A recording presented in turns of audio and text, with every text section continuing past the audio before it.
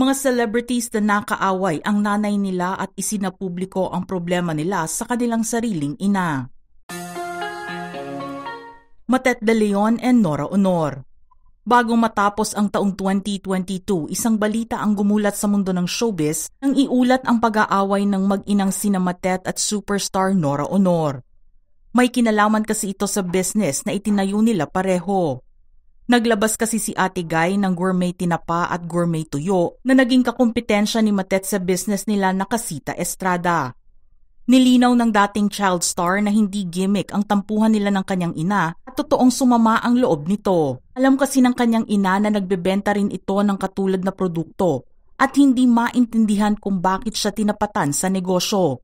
Pero noong pumasok ang taong 2023, mabilis din na nagkaayos ang dalawa. Nang sinuyo ni Ate Guy ang anak na matagal na rin pala niyang ginagawa kapag nagkakatampuhan sila. Ayon kay Matet, di na niya balak pang kausapin ng ina kahit kailan pero na-realize nito na masyado siyang maaga nakapagdesisyon na hindi naman pala niya kayang panindigan.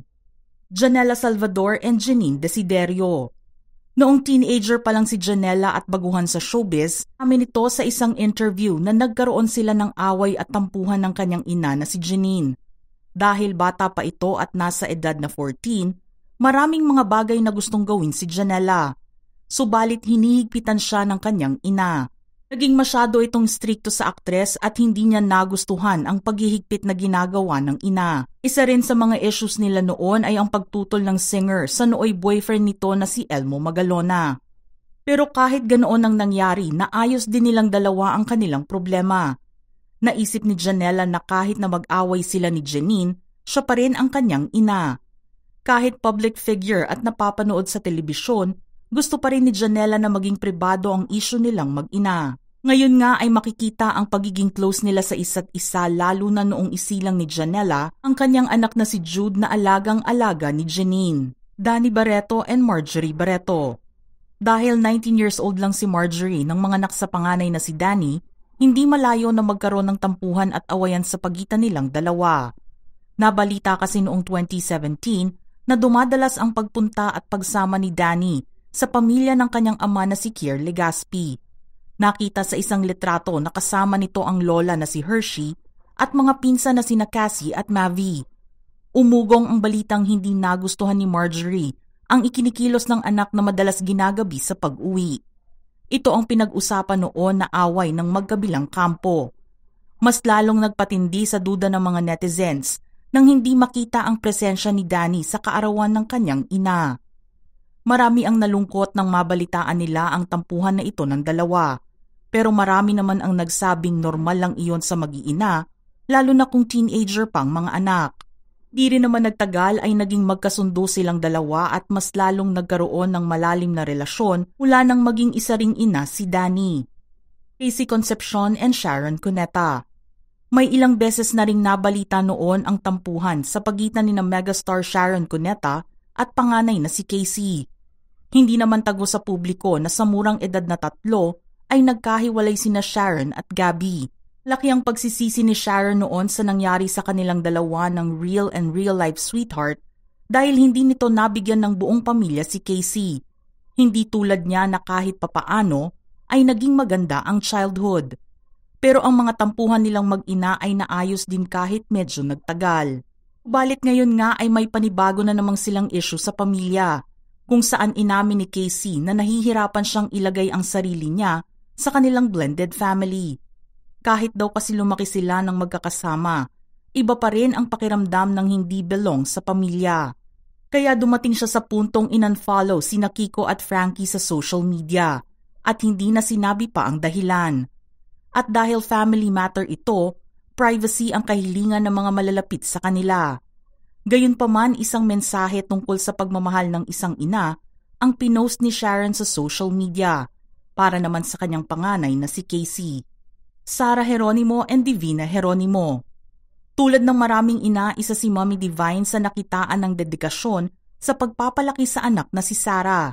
Simula pa kasi noong mag-umpisa ang anak sa pagkanta at paglabas sa telebisyon, siya na ang kasakasama nito. Kaya naman nakita rin ang sobrang pagkastrikto nito sa popstar royalty. Kahit sa mga nais na manligaw kay Sarah, ay bantay sarado ito. at hindi pinapayagan na magkaroon ng boyfriend. Hanggang sa magkaroon ng sariling desisyon si Sarah at tila tinapos na ang pagiging strikto ng kanyang ina sa kanya. Naging lihim ang relasyon ni Sarah at Matteo Gudicelli dahil alam nito na tututol ang ina sa pagkakaroon niya ng love life. Pero love wins kay Sarah dahil umabot sa pagpapakasal ang pagsasama nila ni Matteo. Simula rin noong inilihim nila ang kasal noong 2020, di na sila nag-usap pa ng ina. Pakiramdam kasi ni Mommy Divine ay naagaw na ng tuluyan ang kanilang anak sa kanyang pamilya. Pero nais lang naman ni Sarah na tumayo sa sarili nitong mga paa na ngayon lamang niya nagawa. Heart Evangelista and Cecilia Ongpauco. Isa rin sa mga may istriktong ina ang aktres at fashion influencer na si Heart Evangelista. Bunso sa kanilang pamilya, tutok ang ina nito sa buhay ng anak maging ang mga lalaking umaaligid dito. Nang magsimula ito sa showbiz, mahigpit niyang binabantayan ang anak at kapag nahuli na may kasamang lalaki, siguradong may away na magaganap. Pero masunuring bata si Heart noon dahil nang maghiwalay sila ni Jericho Rosales, nakinig ito sa mga magulang na nagsabing nagkaroon ng ibang babae si Echo habang sila ay magkarelasyon. Pinaniwalaan ni Heart ang kwentong iyon at huli na lang niya nalaman na gawa-gawa lang ito ng kanyang ina. Hanggang sa magdesisyon si Heart na tumayo sa sarili nitong mga paa at gumawa ng sarili niyang desisyon. Na in love at nagpakasal sa senador na si Cheese Escudero na 15 years ang tanda sa kanya. Sa unang pagkakataon, ipinaglaban ni Heart ang pag-ibig nito kay Cheese. Hindi naman nagtagal ay naging magkasundo ang kanyang mister at mga magulang ni Heart. Kaya naman noong magkaroon ng problema sa pagsasama nila ni Cheese, sinuportahan lang nila si Heart at pinangaralan tungkol sa pagiging isang may bahay. Gretchen Barreto and Estrella Castelo Barreto. Naging maingay din sa mundo ng showbiz ang awayan sa pagitan ng Barreto sisters. Halos lahat ata ng away ng kanilang pamilya at hindi pagkakaintindihan ay naibabalita at ginagawang publiko.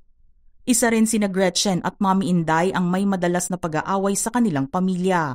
Umabot sa matinding word war ang away ni Gretchen at Mommy Inday noon at sinabi ng aktres na ilalabas nito sa publiko ang pang-aabuso nila sa kanilang bunsong anak. Isa lang iyon sa mga nais sa publikong away ng kanilang pamilya. Pero matagal man ang inabot ng away nila, nagkaroon din ng kapatawaran sa kanilang dalawa. Matapos ang away nila ng 6 na taon noon, nagkaroon sina Greta at kanyang ina ng pagkakataon na magkasundo at nangyari ito sa burol ng yumao nilang ama na si Miguel. Sa ngayon nga ay tila tahimik sa mga issue ang pamilya Barreto. Subalit marami naman ang naghihintay kung kailan ulit sasabog ang awayan sa magkakapatid kasama na ang kanilang biyudang ina. Morissette Amon and Annalie Daog. Katulad ni Mommy Divine, ang ina ni Morissette na si Mommy Annalie rin ang naging kasama niya sa mga shows noong siya ay bata pa. Sila ring dalawa ang nagsama nang lumipad ang singer patungong South Korea noong 2018 para sa Asia Song Festival. At sila rin kasama ang kapatid na lalaki ang magkakasamang nagpunta sa Maynila mula Cebu upang tuparin ang pangarap ni Morissette na maging isang singer. Pero nagkaroon ng lamat ang kanilang relasyon nang magkaroon ng tampuhan sa pagitan ng singer at ama nito na si Daddy Amoy. Simula ang balitang pananakit ng kanyang ama nang malaman ang relasyon nito sa kapwa singer na si Dave Lamar. Hindi kasi boto ang kanyang ama sa boyfriend niya noon, kaya naman naipit si Mommy Annalie sa problema ng mag-ama. Dumagdag din dito ang issue tungkol sa pera. Pero sinabi ng ama ni Morissette na aakuin niya ang lahat ng responsibilidad sa napag-usapang issue. Rufa Gutierrez and Annabel Rama. Isa rin si Miss World Second Princess Rufa Gutierrez ang nakaranas ng paghihigpit mula sa kanyang ina na si Annabel Rama. Kahit panganay si Rufa sa kanilang magkakapatid, nag-iisang babae lang ito. Kaya naman kapag nai-inlove ang anak, to the rescue ang ina at tinitignan kung nababagay ba ang lalaking nagkakagusto sa kanyang anak. Hindi kasi gusto ni Annabel na mapunta sa hindi magandang pamilya ang anak. Tutol siya sa pagpapakasal nila ni Elmas noon pero natanggap niya rin ito. Iyon nga lang, nang malaman na naging battered and abused wife ang anak, muli nitong tinanggap si Rufa ng buong buo.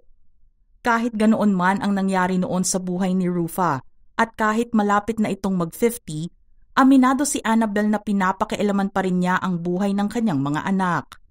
Hindi naman inamin sa publiko ang estado ng kanilang relasyon. Nababasa naman sa mga mata ni Rufa na espesyal na tao si Bistek. Good influence nga rin daw si Bistek, sabi ni Annabel, dahil nakumbinsi niya si Rufa na tapusin ang kanyang pag-aaral. Kaya naman walang maririnig na anumang issue sa kanilang dalawa sa ngayon. Mga ka-showbiz peeps, ano ang inyong reaksyon sa balitang ito? Don't forget to type your comments below.